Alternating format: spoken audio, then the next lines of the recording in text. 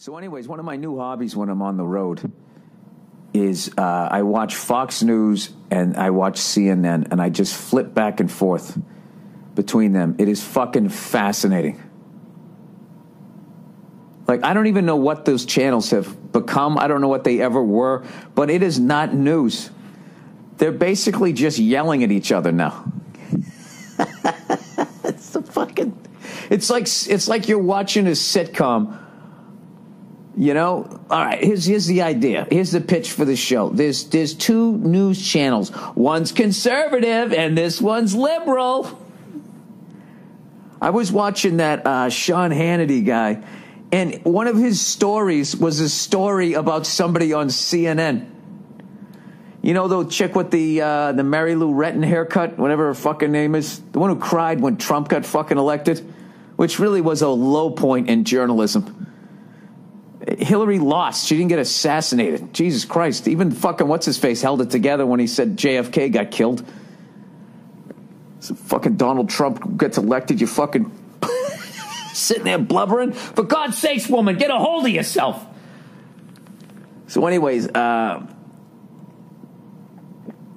he fucking was saying, he has her picture up there, and it says conspiracy theory. Because of whatever the fuck she said. I don't even know. I'm just sitting there going like, this fucking guy is doing a news story about a news person on another channel. This is news? When I was growing up, like, you know, Tom Brokaw was not doing stories about Sam Donaldson. You know, and only white men gave the news. No, I'm kidding.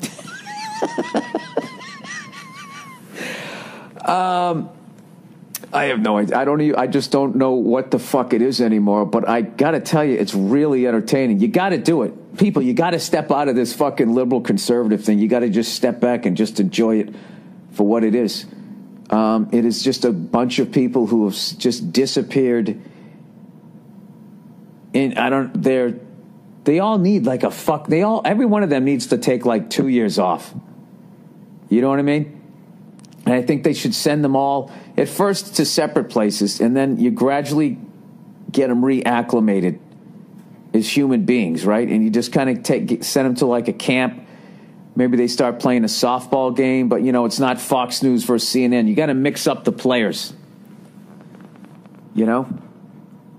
I mean, it'll ruin the rivalry, like, you know, when the NHL went to Russia to play the Russians, and all those fucking, you know, the Rangers were hanging out with the Bruins and the Flyers were hanging, you know, it just, people started getting drunk together. Hey, you know, you're all right, you know, kind of ruins it. But Fox News was going off, you know, that Otto Warmbier story, that fucking horrific fucking story. You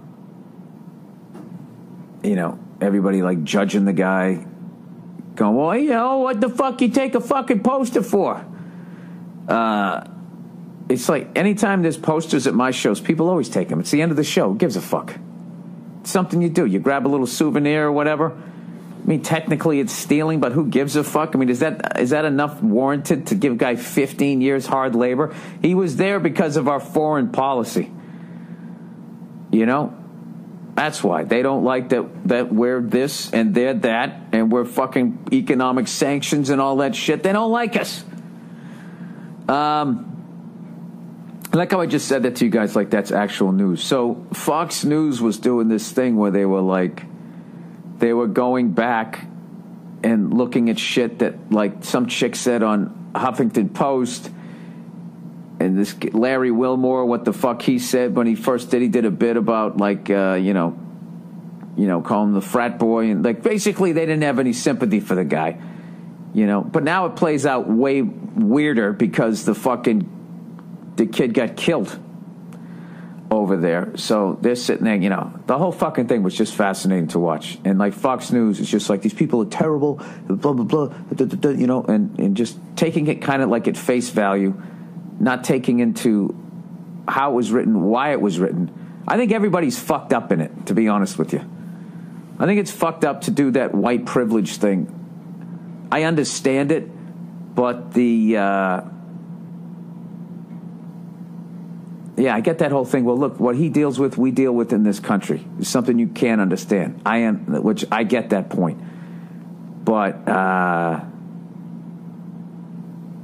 don't know. When you take it to the point of having a little bit of joy about it, which I probably would if I was on the other side, because I am not a mature human being, and I have anger issues. I know that I would probably be coming at it like that too, but it takes a lot to have empathy. That's what I've learned. You know what I mean? Because as much as that chick on the Huffington Post was making some good points, it's like, well, I don't see empathy on your side, though. And I'm not talking about towards white people. It's like, look at your fucking clothes. Is you're saying I'm complicit in your suffering? What about the people that make your fucking clothes? All that sweatshop fucking labor. Do you think about the 5-year-old that sewed your fucking skirt together? You don't give a fuck. You're too busy focused on... That's what human beings do. We focus on our shit. That's what I learned watching CNN. When I watched all these fucking white guys, how can they fucking say this about this other white guy? They're all up in fucking arms. The same fucking people, the same kind of white people that when somebody black gets shot, just do what the police say. You'll be fine. Stop wearing hoodies. They just fucking get on with their lives. Now all of a sudden they're fucking up in arms about this fucking dude. But that's what people do, though. So I just kind of saw it thinking, you know what you do is you insert yourself into the situation. And if you see a white person and you're white, you go, oh my God, that's terrible. That could have been me. I think, maybe white people and black people also need to be sent away, separated at first, then we all just, kind of mix up and play softball together. Right? But that doesn't work, because look at that guy in the Eagles. He went to that country fucking concert and he starts dropping the N-word. I don't think these robots coming is going to be a bad thing. It'd be weird if maybe they'll be like improved human beings. What'd be fucking weird is if they actually they made them so fucking lifelike that they'd be like a fucking racist robot. Just walking in. These people don't want to work.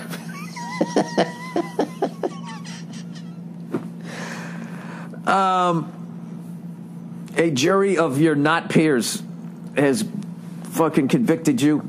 No, actually, just kind of, the story's kind of like losing momentum, but if you just watch it and you just listen to people, they just see the world out their own fucking head and they just talk. I don't know, they talk and you just fucking sit there and enjoying it. Like, the fucking white dudes on Fox News are the whitest. They look like, when they make those coming of age movies in the 80s and there'd be those fucking preppy frat boy guys. Like, you're looking at them going like, dude, do you seriously dress like that? Man, I guess this is sort of fucking judging them too, but like, there's one guy on there, it's just like, dude, you look like the date rapist / your girlfriend died during air quote rough sex. She was into it and it got carried away. Like, this is what that guy looks like. I don't know. The whole fucking thing is just, it's a weird thing. But what I have learned is people, the suffering they see is their own suffering. And it's very hard to look at other people's suffering and to try to, take time out of your day to understand it, regardless of what color you are. It's kind of what I learned from that. And people who actually do are way beyond me. And then beyond that, people who then fucking try to do something about it. Like someone who would actually try to do something about sweatshop labor, going like, all right, well, I'm only going to buy clothes that are in this country. I tried to do that for a second, and I did that like fucking 15 years ago, and the options were ridiculous. I was like, I'm not wearing that out to a comedy club. I'm going to get destroyed. So I said, to hell with these fucking kids who sew together my shirts. I was protecting myself when I was going down to the cellar because I didn't want to get trashed. So I guess I'm saying I'm a selfish piece of shit. I think that's what I learned watching Fox and CNN. I think I saw a lot of myself. Like, these guys are just fucking into their own deal. That chick in the Huffington Post, completely 100% into her own fucking deal. the whole fucking world the same way with those Fox News guys. The entire world is the way she sees it. And those guys, the entire world is the way that they see it. And they just cannot fucking on any other level fathom any other reality out there. You know? I think a lot of times I listen to feminists, and I just listen to what they say, and I just switch around a couple pronouns from men to, you know, he to her. And it's just like, you literally, if I fucking took what you just said and I took out all the men, I replaced it with women and her, and I swear to God, you would sound like a Trump supporter. All right, I'm off my fucking soapbox. All right, I was up there for a minute, now I'm off it. What I'm really trying to say is you got to fucking watch Fox and CNN and pull yourself out of it. You know what I mean? It's like your team got knocked out of the playoffs, and you just sit there and you just watch it. And just watching these fucking people, it's not, none of it is news anymore. It's just like, I don't know what it is. It's their fucking opinions. It's like two op-ed channels. It's like everybody's Andy Rooney, except there's no humor in it anymore. And they're just fucking, I guess I'm doing that now on my podcast. Look, it's affecting me. Bill, where's the silly jokes? You know what? Maybe I'm out of jokes. I don't have any fucking jokes left.